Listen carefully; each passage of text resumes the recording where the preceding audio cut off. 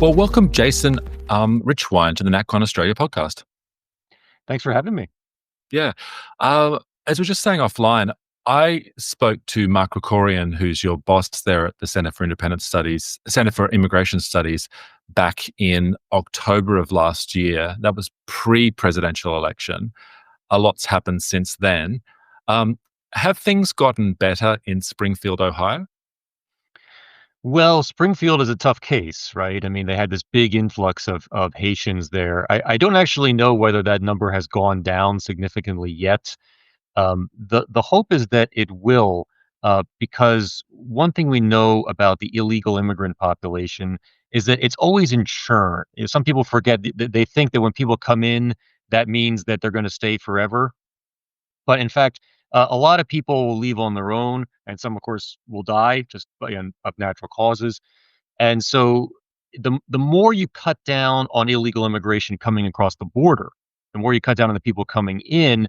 Hopefully, that will naturally reduce the numbers because lots of people are going to leave on their own, or they might get deported. So in Springfield, the hope is that that number will decline with time as long as we can prevent further illegal immigration.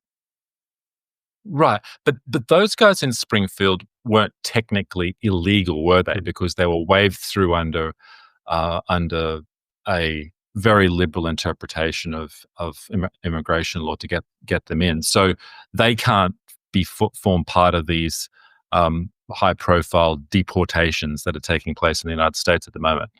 So, Correct? so you've hit on a difficult point, which has cropped up really, starting with the Biden administration mainly, which is you have this legal gray area that exists now. It used to be that very very few people were in this gray area. Most illegal aliens were simply people who either crossed the border without authorization or they overstayed their visas. Very simple, very straightforward. But now we have this kind of legal limbo situation. DACA is a good example of one of the first major programs in this area. DACA is a deferred status for childhood arrivals. This came up under Obama, and the Are they idea. dreamers? They're the dreamers, right? Well, Don't they they're dream? a subset of the dreamers. Yes, the idea being that if they were brought here as children, then they shouldn't be deported. And so there's no law, there's no amnesty that was passed by Congress for those people, but nonetheless, they are receive some kind of protection, basically a promise from the administration not to deport them, even though they don't have visas. So now, if you fast forward to the Biden administration, we have a major abuse of a longtime power called the parole power that allows presidents on a case by case basis to allow people in without visas for very pressing reasons. And the Biden administration turned that power into basically a free floating alternative to the Immigration and Nationality Act. Basically, whatever the administration wants to let in, they can let in. And so lots of people exist now in that kind of gray area. And in my opinion, you know, given how the president has really pushed that provision, I mean, the former president has pushed that provision beyond its breaking point, to me, that's an illegal use of the power in and of itself. And so people let in, uh, you know, in an illegal fashion, to me, are still illegal immigrants. I mean, especially because they still do not have visas. How many people are we talking about in this gray zone, gray legal area? Oh, at least hundreds of thousands. I mean, it may exceed a million. There are some people who are just released at the border, and there are others who have actually been flown in under the previous administration. The Cubans, Haitians, and other countries have special programs to allow them to come in. They even set up uh, a special app on people's phones, the CBP One app, which allows people essentially to schedule their illegal immigration. And what the Trump administration has done is revamp that app to allow them now to schedule their deportation. So definitely have Right. turned things around in that arena. But it remains to be seen how effective the deportations are. I think it's going to Mm. require more resources. And I think it's going to require very consistent application of the law. As soon as these people in Central America and South America get any kind of hint that maybe they actually can get through if they make this journey to the southern border, they will try that journey. And a big part of the reason why border crossings are so low right now is that they just don't believe they're going to be able to get in. The Trump administration has to make sure that that belief remains a reality. Yeah. The numbers, I've seen those graphs. I think they've been widely publicized about the number of border crossings dropping dramatically. But the people who crossed in, whether illegally or in this gray zone during the Biden administration, how many are we talking? How many people are we talking there? Well, we just did a report at CIS on sort of the best data we have so far on the foreign-born population and its increase during the Biden term, and it is amazing. So we're up now to 15.8% of the population being foreign-born. So that's a record. Mm, We previously had our high foreign-born percentages during what we call the Great Wave of immigration in the late 19th and early 20th centuries. We've exceeded that now, so we are in new territory. And to give you a sense of how much immigration accelerated over the past 4 years, the Census Bureau, the U.S. Census Bureau, had recently, like, it was just 2 years ago, did a projection of where it thought the population was going to be going over the next several decades. They predicted that we would not reach 15.8% until the year 2042, and now here we are in 2025 with that percentage. So that's how much the Biden administration has affected things. We think about two-thirds of the 8.3 million or so net foreign-born increase is due to illegal immigration. yeah, right. Yeah. I mean, it sounds somewhat familiar to the projections that Treasury and did here in Australia, where they consistently underestimate the population growth, driven in our case predominantly by legal immigration. But that 15.8 percentage that you mention about that are foreign born, I mean, we're already in Australia over 30% of foreign born nationals, which people find quite amazing. And in the major metropolitan cities, depending on where you draw the line, it can be a lot higher than that. So That yeah, that is amazing, and, I think our 2 countries, obviously, share a lot in common culturally, and it's not just the language. I mean, both of our countries are built on British institutions, mm, and, I gotta say, British institutions, at least historically, have been pretty darn good. They have produced a lot of wealth, a lot of prosperity, free countries. The US and Australia are both among the wealthiest and freest countries in the world.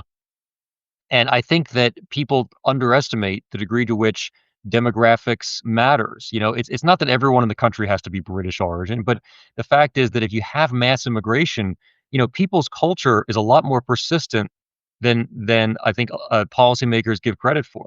And if you mm. change the culture, you're going to undermine those institutions that have made our country so prosperous in the first place.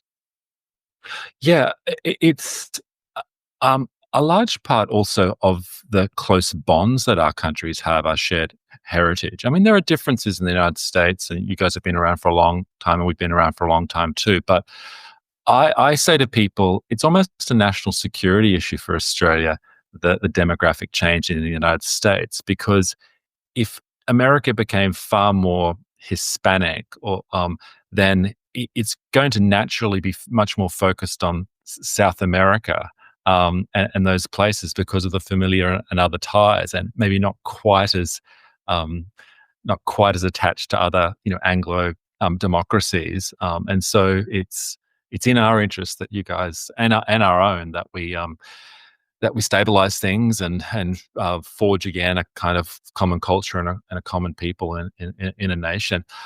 Um, it's almost a truism now to say that it was probably a good thing in some ways that the Trump administration, that Donald Trump um, wasn't successful in winning the presidency back the second time in 2020, because it enabled him to sort of pull together a whole group of people with a much more comprehensive professional program that he's now implementing.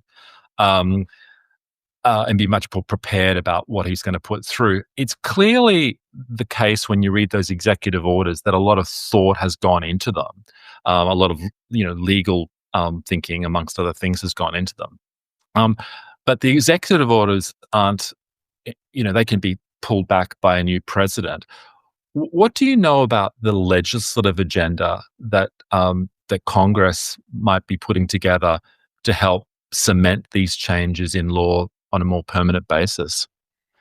Well, a couple things there. One is, yes, you're quite right that this administration, this Trump 2, is a lot more professional, a lot more streamlined than the first one was. I remember back in 2017 commenting to a lot of people that in a sense we won too fast or too early. Like no one really thought we'd be be able to be in that position, and so we did not have the preparation that I think was necessary. But now he has it, which is a good thing. So as for the legislature, I don't know how familiar your listeners are with how the U.S. Congress works, but I think I can sum it up by saying not very well. Um, the reason is that Congress has abdicated a lot of its authority to the other two branches of government, the president and to the courts. And so much policy in America these days is shaped by battles between bureaucrats and judges. And you're seeing that going on right now. There's a number of battles right now that could be resolved by Congress, but will not be because Congress doesn't want to, excuse me, sorry, something caught in my throat, doesn't want to weigh in. So you probably know that one of the biggest barriers to Congress doing something is the filibuster, which is the rule in the Senate that you have to have 60 votes to end debate on any major piece of legislation. And so what that essentially means is that there's this very powerful minority veto, so that even though Republicans won a majority in the House and the Senate, and they won the White House, they still cannot really implement their agenda legislatively. One exception to this is they have a special process for budget reconciliation, where the certain types of spending and taxation are allowed to pass with just 51 votes in the Senate. And so that's where you're going to see some significant action. You're going to see a lot more funding for ICE, which does the internal enforcement, the deportations. You're going to see funding for the border wall, which was promised in the first term but really didn't happen. I hope to see other things like remittance taxes, although that's perhaps not as much on the table. But I think it's going to be supporting the enforcement efforts from the legislature. I wish there could be so much more. We have a program in the U.S. called E-Verify.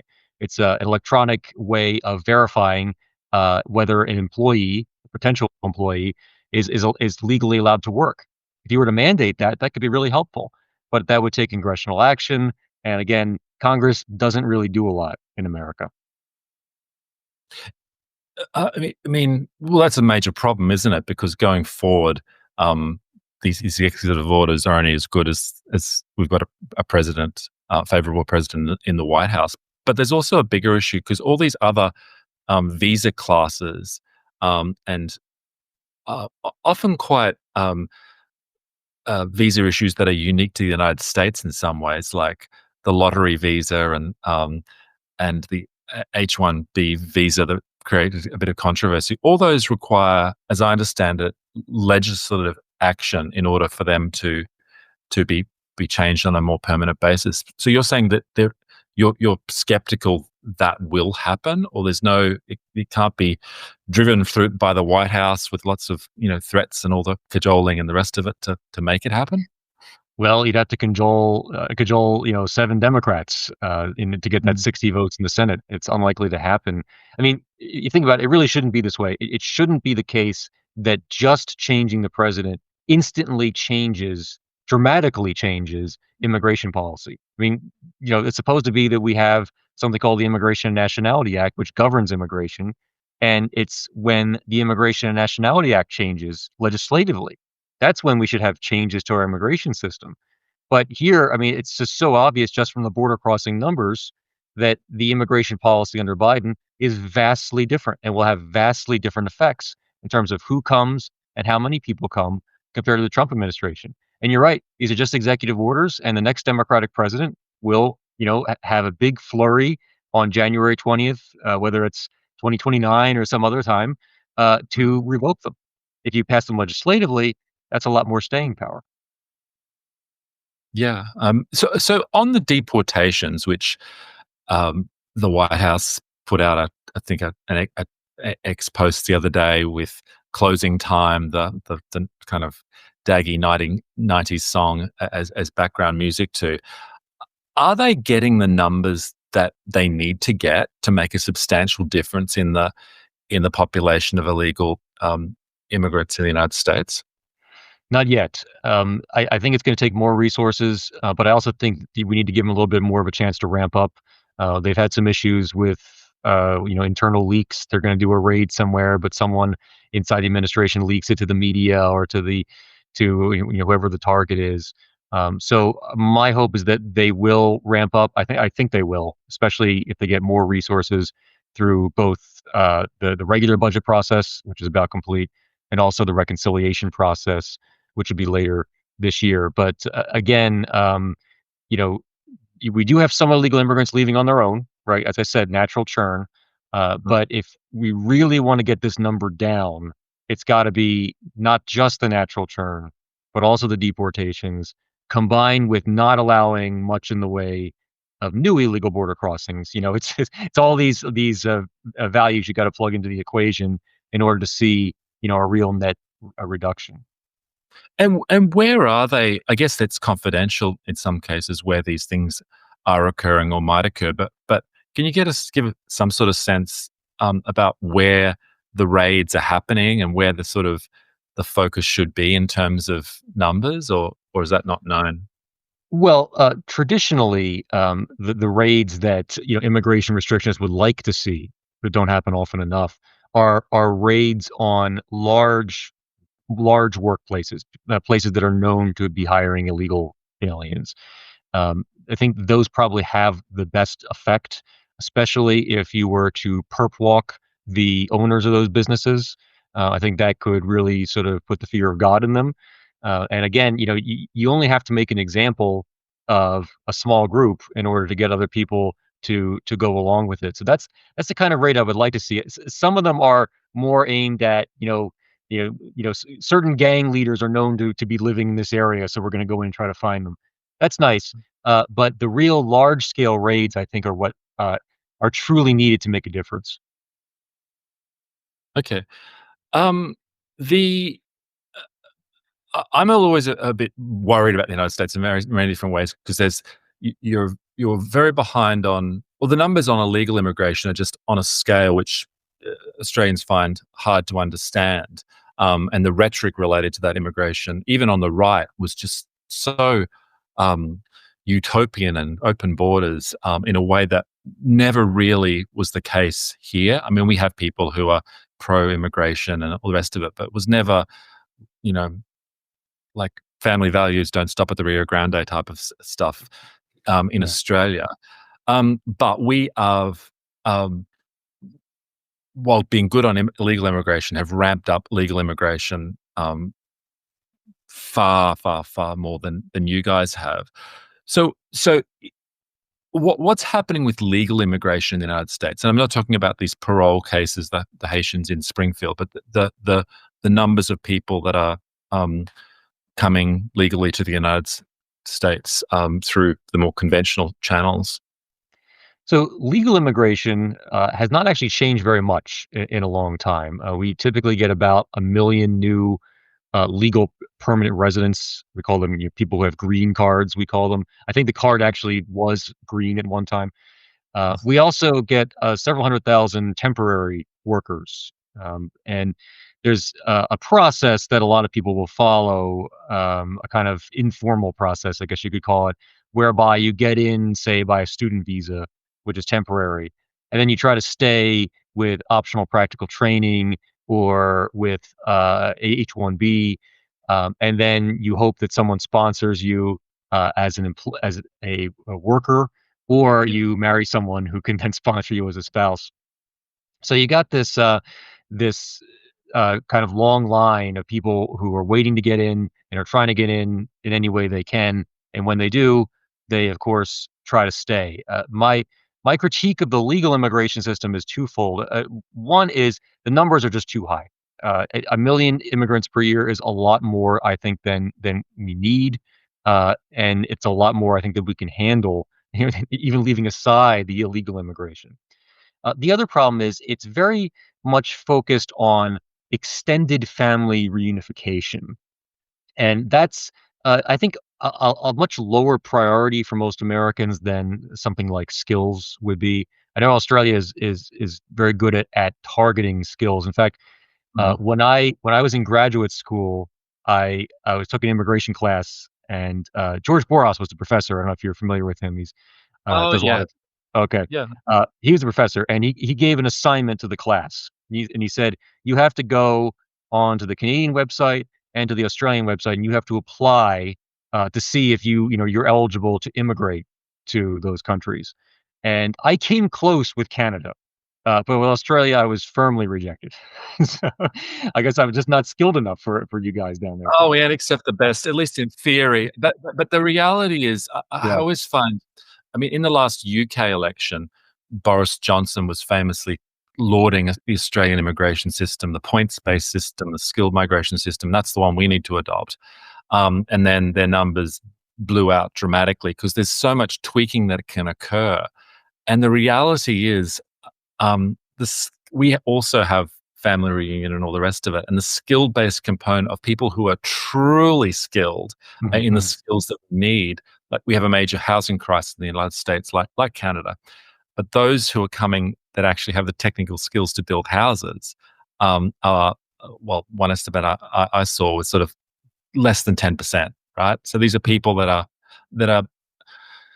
um, studying, like you say, or taking other means, routes as a means to get into Australia on a permanent basis, and then inviting a lot of their extended family and the like to come here and working and putting other pressures on the system and remitting a lot of cash back to India or other places as well, which is something that we need to focus on. There was a controversy at the beginning of this year online, basically between Vivek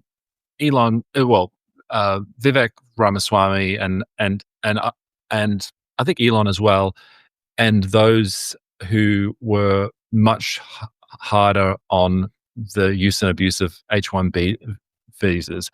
Where is that now? That controversy. What is there? Is there likely to be any change, or is that? Or any indications about which way the president or vice president are going to uh, um, choose in terms of direction for the way policy should go?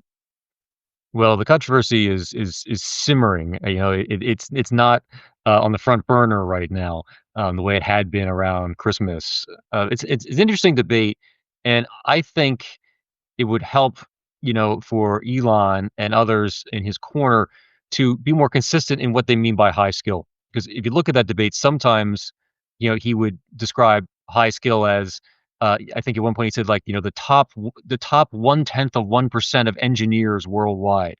And I'm looking at that and saying, okay, look, you got yourself a deal, Elon. We'll take all of them. Okay. But no one else. I mean, I'm fine with that deal. But at other times, he seemed to suggest that that's what a typical H-1B applicant is like. Well, that's just Mm, completely wrong.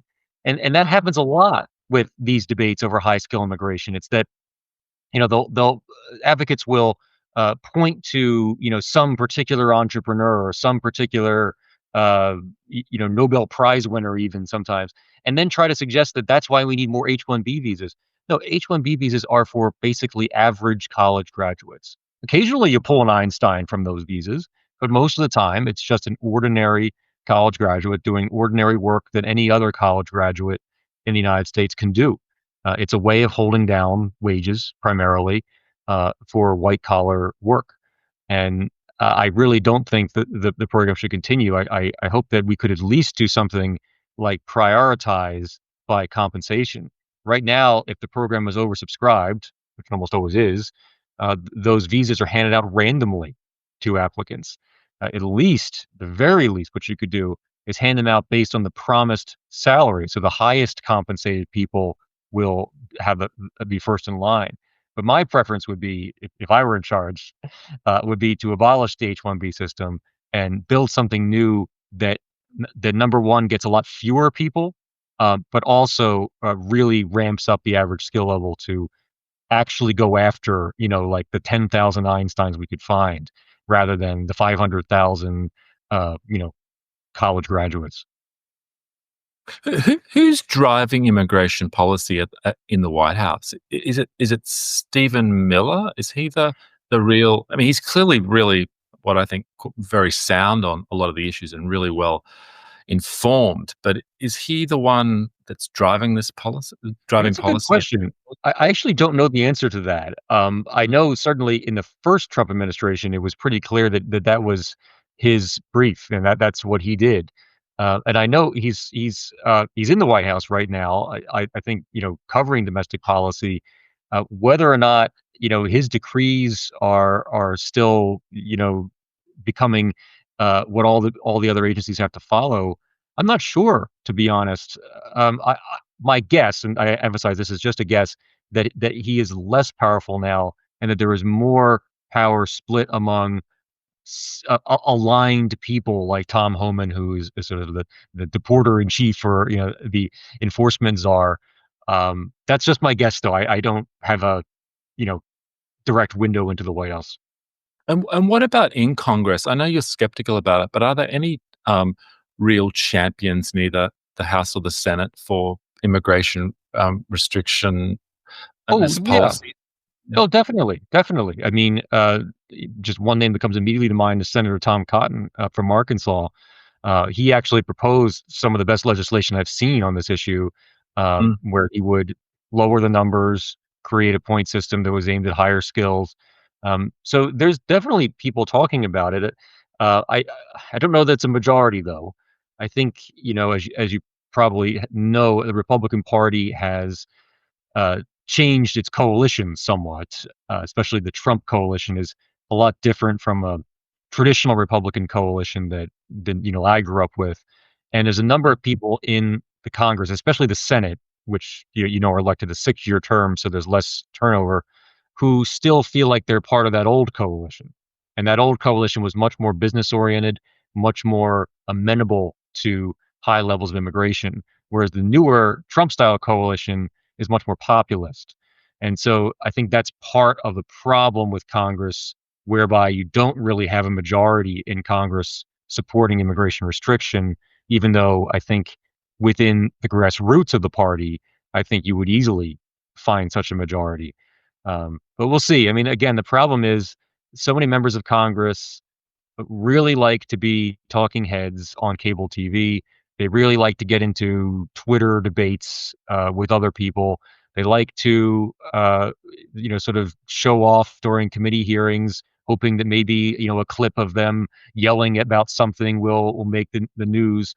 But when it comes down to actually legislating, actually taking a position, actually passing laws that will affect things, and therefore, might threaten various coalition groups that they need to support, suddenly they're kind of AWOL. And you can tell I'm a very strong critic of Congress, but only because Congress used to be a so much better institution. If you study mm. especially 19th century American history, it's Congress that's running things so often, and they're much more democratically accountable. It's just a much better system when the legislators actually legislate. Yeah, I mean, you have those great debates on in Congress about various slavery and all sorts of other issues, and they just abdicated all their responsibility out to the executive or other branches, right? What about things like ideas that Trump floats, like this golden visa, where supposedly they'll pay off the national debt by allowing uh, I don't know the exact details, extremely rich people to come to the United States because they pay a, a huge amount of money. I mean, is that going to have legs? Because we've had Well, experience with that past, and well, it was disbanded. It might come back after this next federal election. it's aimed at a program right now, a small program that will offer green cards to people who are able to create certain number of jobs in America. Mm. As you might expect, is rife with corruption. It's not a good program. I think that the idea you mentioned would be better if it's just an outright, here that's a visa for sale, and we'll give it to the highest bidder. That's actually fairly rational in an economic sense. But I don't. Well, first of all, there are decreasing returns to scale of something like that. There's only so Mm. many billionaires in the world, or multimillionaires or whatever, who are going to be to be willing to come to America and pay that gigantic fee to do so, assuming they can't Mm. get in some other way. Uh, and overall, it's just not really something I'm interested in. If you want to improve the existing program, fine, but I would rather focus on lowering the numbers and improving the skill levels. It also cuts against the whole idea that, that's been very much part of at least I understand it, the kind of MAGA sentiment that, a nation isn't just an economic zone, it's a people. And so just because you're rich or whatever, and doesn't mean you can't pay your way in. You've got to sort of become part of a nation over time, if that's what you want to do. There are so many other elements to immigration policy, which it's just hard to get a sense of where things are at. Like, is there any discussion in the United States about stopping dual nationality? I think that was at some stage there was a discussion a while back about that, but I can't I can't mean, get a I sense of. would welcome it, absolutely. I mean, I feel like it's kinda like bigamy to be a citizen of 2 countries at once, so how does that work? What if there's some kind of sharp conflict between those 2 countries? What if you get drafted by another country? It seems like there's a real issue there, but, I really have not heard much about it lately. Um, there was some time in the, mid-20th century where this was debated a lot, but various court rulings have made it very difficult to take people's citizenship away. I mean, if we're up to me, if you're a citizen of the United States, but then you become a citizen of some other country, you would have to automatically forfeit your U.S. citizenship. You should only be able to be a citizen in one country at a time. But I don't think it's legally possible right now, given the court rulings, and I'm just not hearing much chatter about it. How did you originally become interested in this subject, uh, immigration and its consequences? Hey, there's two answers to that. One goes back a very long way, and then there's a more recent answer. Mm, I'll start with going back a very long way. I remember, I don't know, when I was, I don't know, maybe 12 years old or so, and I was in school, and um, some teachers would just sometimes casually say, that even though America is an English speaking country now, who knows? Maybe someday it'll be bilingual, or maybe it would be a Spanish speaking country. And the reason is they told me that there's so much Mexican immigration to the country. And, I grew up in the Philadelphia suburbs. I didn't really see much of that at all. So it was kind of news to me, that was happening in the 1990s. But I remember it troubled me very much, even just to hear that, because think I had a kind of innate sense that a country is, as you said, not an economic zone, but it's built by its people. A country is its people, in a mm. sense. And I remember thinking, I don't have anything against the Mexicans, obviously, but I feel like, that's a different culture, and do we want to import that culture or not? So that troubled me. I guess later on, yeah, I already mentioned that course I had with George Borjas, which kind of turned me on to the economics of immigration, which had been different from the way I'd approached it before, which is entirely a sort of cultural perspective. And he and I obviously saw eye to eye in a lot of things. He became my dissertation advisor for my PhD, and That was from at there, I Harvard? did, Or where's he based? Where's he based again? yeah, yeah. Is it? This is Harvard, yeah, Yeah. and um, I wrote my dissertation on immigration, and that kind of cemented my own interest in the topic.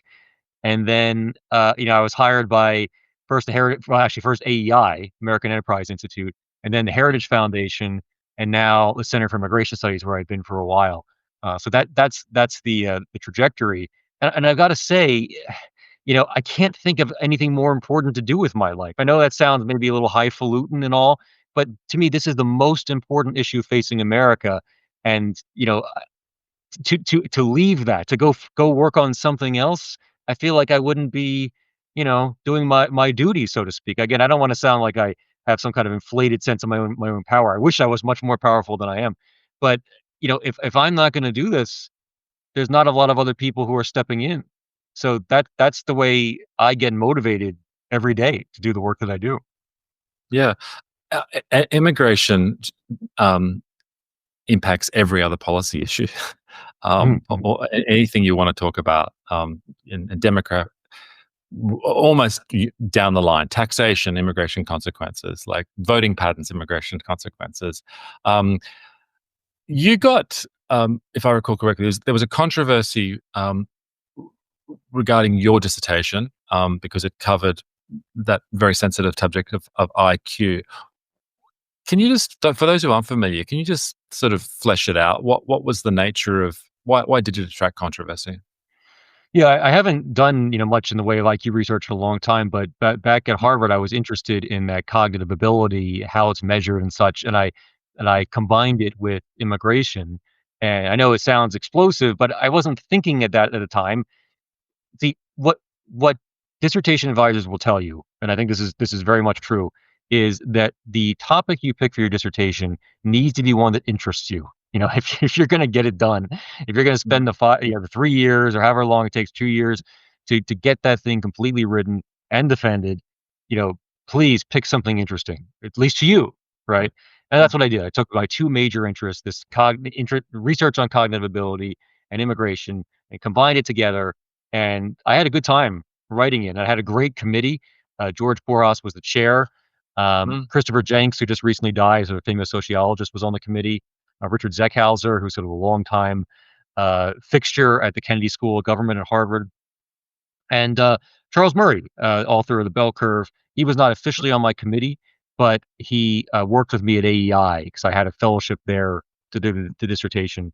So I had a great time doing it, and I think I learned a lot in the process. And yes, I mean some of the conclusions might sound controversial in the sense that what I was saying was that we have lower cognitive ability immigrants coming in, and we should instead prefer to whatever number we're going to have, we should prefer higher levels.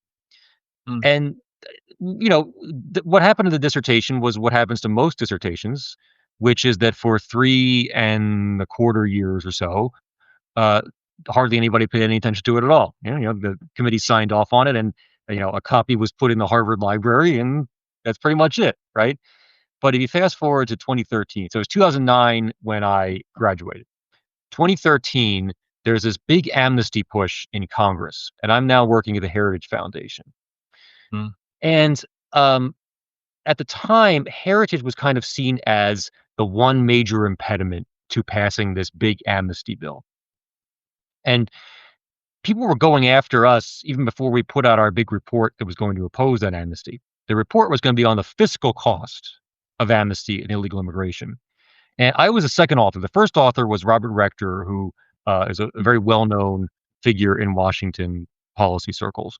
I was the second author, and everybody kind of knows Rector, but they didn't really know me. So people started researching who I might be, and they found my dissertation and pulled out the quotes that are kind of least workshopped in a media sense, right? Because I wasn't writing for Washington Post reporters; I was writing for other Mm. academics. And it was, it was one of the early cancellations, I would say. I wasn't the first cancellation, but it was early on in that whole cancel culture movement, whereby, in 36 hours, I was out of a job. Um, and keep All in right. mind that there was nothing secret about my dissertation. I always think it's funny that people revealed what's in it. No, I mean, I talked about it openly. I mean, it's on ProQuest or whatever the service is, to find dissertations. I was not at all embarrassed by it. I would talk to anybody about it any time. Most of my colleagues knew all about it. So there was nothing secret. There was nothing revealed. But even so, it's that narrative, that media firestorm was enough, to cause me to, be unemployed. Because Heritage cut you because is that because of some statements in the Harvard dissertation, which was is that the nuts of it? They Well, I mean, basically said that, yeah. yes, I mean, you would think that the PhD dissertation from an Ivy League university signed by a politically diverse committee would Mm, be seen as at least defensible work, even if you don't necessarily agree with it. Surely it's plausible from an academic sense. mm. But when it comes to the cancel culture of that time, which thankfully is not as bad now as it was then, facts don't matter at all. The research doesn't matter at all. I mean, that I kind of knew that already, but I certainly relearned it at the time. I wrote an op-ed for Politico about this after I was out of a job, in which I just reviewed the basic science of cognitive ability, saying that, look, these things are not controversial. In fact, the things I'm getting in trouble for are mostly things that were just literature review and wasn't new finding necessarily. But again, it doesn't matter. That's the way these firestorms work. These cancellations.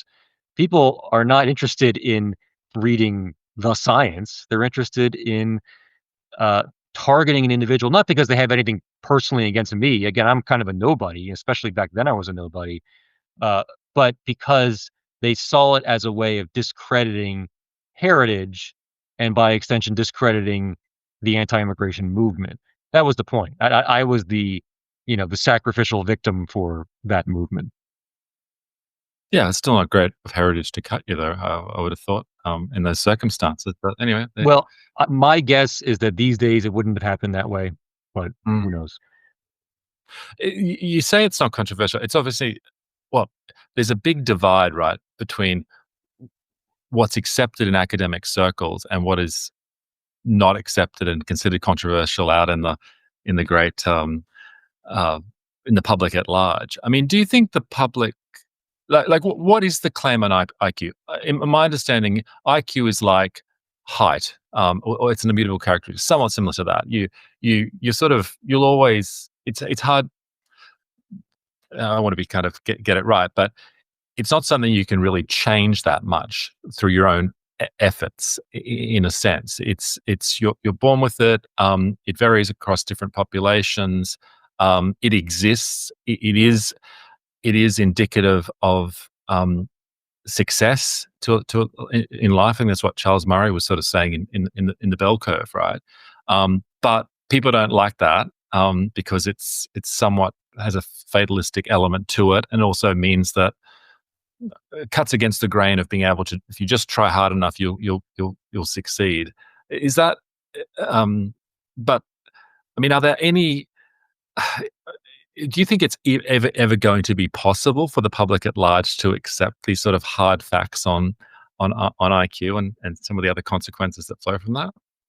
Well, I mean, without delving too deeply into IQ specifically, I mean, what I would say is that all behavioral traits are heritable in Mm, in in a sense, right? And that doesn't mean that they're immutable. That's a different thing. right.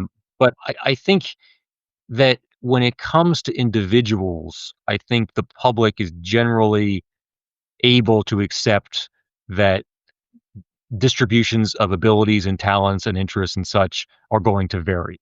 Mm, If I said to you that here's a classroom and some students do amazingly well and some students do really poorly, but most are in the middle, I think most people would say, "Well, that makes sense. Sure, right. That's the way things work." The trouble is, what really makes people's brains melt is when it comes to group differences in mm, any trait. Okay, but especially the IQ. That's when people really get upset. And I understand the sensitivities. I do, but just sensitivities don't mean that you should suppress the scientific research, especially about something as important as immigration. That mm. that would be my take on that. But as I said before, that's not my focus at Center for Immigration Studies. I do No, uh, more sort of broad cultural things as well as economic and fiscal impacts. yeah, it's something you became known for, so I thought I would be remiss if I didn't touch on it. I Right. heard you say in a speech recently that full assimilation is a myth. Mhm. What do you mean by that exactly? Oh, is this really interesting? I think this is really underappreciated. Actually, I think in the public, which is that there's this sense among people that immigrants used to assimilate and now they don't. Or if you're an immigration advocate, you'll say they used to assimilate and today's will too, just like the others did. The fact is that the immigration that America experienced in the 19th century and early 20th century did change America, even though a lot of people seem to think that assimilation occurred. And uh, the way you can get at questions of continuing cultural difference, what they call cultural persistence, right, in the literature, is you can Mm, still look at people's ancestries and look at their answers to certain important questions that reflect on their kind of mindset or their values. one of the most common ones you see in the literature is asking about social trust. How much can you trust your neighbor? And if you look at how Americans answer that question, their answers line up with their ancestries in about the same way they line up with their their uh, their ancestors' countries. I always have trouble describing that in the abstract. So let me put it in more concrete terms.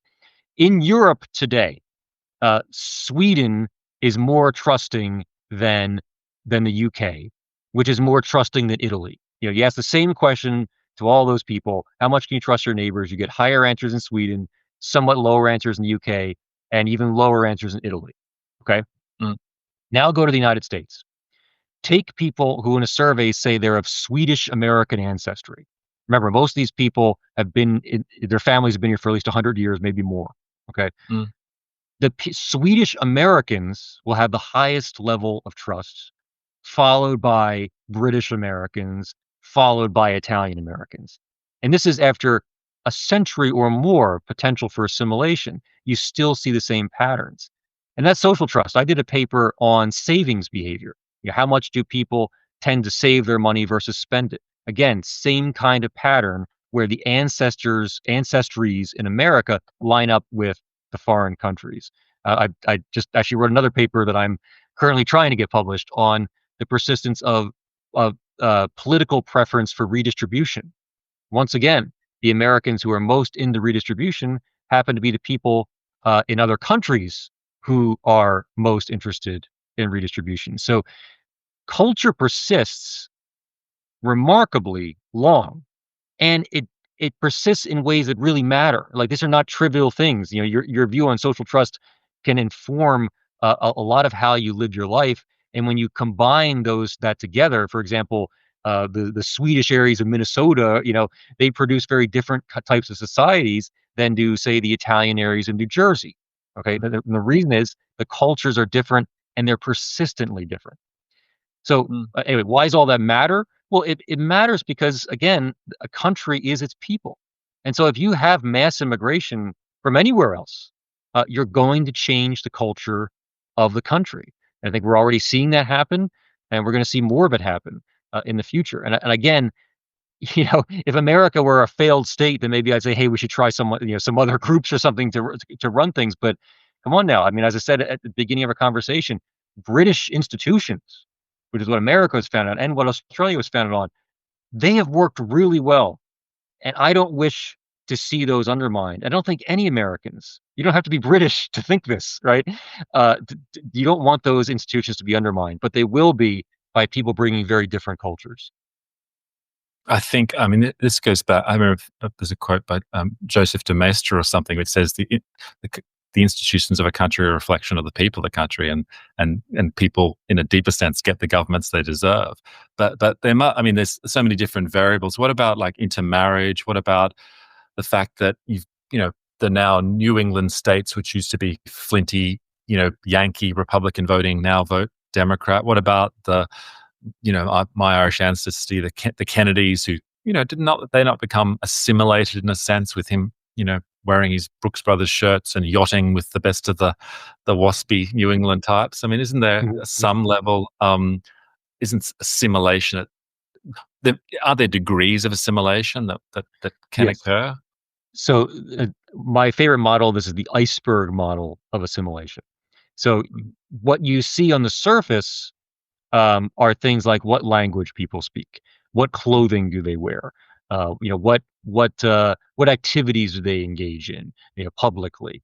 That's the tip of the iceberg, and those things are, I think, susceptible to assimilation. It's very much true that English is widely adopted in America by immigrants. Not as much as we would like, but we're still in a situation where I really don't think America is going to become a truly bilingual country in the way Canada is, for example. So that's one thing, but that's just the surface. What exists beneath the surface? What's much harder to detect by just observing people, even knowing them, is again their kind of basic psychological process and how they view the world. And you can only Mm, get at that by by asking them, asking survey questions and then correlating that with the types of societies that get built in various places. Again, uh, Minnesota, and North Dakota and South Dakota. These are places where Swedish culture, in a broad sense, has been transplanted. Um, Mm. and it may not be immediately obvious because, hey, everybody in Minnesota speaks English, right? They have a little bit of an accent, which I think actually comes from the original Nordic languages they spoke. But hey, it's English, and they dress the same way we do, and they celebrate the same holidays. There's just a lot more to assimilation than just those surface things. Yeah. There has been dramatic demographic change across the Western world since at least the sort of 1960s, in Europe and America and Australia. Um, so one stat which always sticks out to me is that there's been more people that have immigrated to the UK in the last 20 years than there have in the last sort of 1,000 years. So given what you were just saying, how do you think that plays out? And is there any way we can, um, improve the benefits or ameliorate things and um, and de-emphasize some of the more negative attributes or overcome those challenges? I think it plays out very badly. I think Western Europe is on a very dark path. I think uh, it could be um, Western culture could be very different, could be very much changed by immigration if it's not slowed down. I think the best way of handling that is to reduce the numbers. Again, there are limits to assimilation, as we just discussed, but you reduce the numbers, you improve at least the surface, which is something. And speaking the same language is important. Don't get me wrong. So even just getting that surface level of assimilation to work is important. But again, it's just the numbers. It all comes back to that. It's just reducing the amount of immigration that's coming into to Western Europe or the United States, the whole Anglosphere. That's got to be a key thing that we focus on. Yeah, in 100% agreement with you. If people want to find out more about your work and about CIS, what's the best way for them to do that? Well, all of my writing for CIS is just cis.org/Richwine. You can see it all there. I also contribute to a national review from time to time. I'm not sure exactly what the address for that is for my name, but just nr.com will also get you there. Google it. Great, Jason. Well, look, I really appreciate you making time, and I've benefited from some of the topics we've discussed. But there's plenty of stuff I'd like to deep dive into further, and note like you've been doing for the last 20 years, so or more, right? Look forward to keeping in touch, and thanks again for your time. It was my pleasure. Cheers, man. Bye.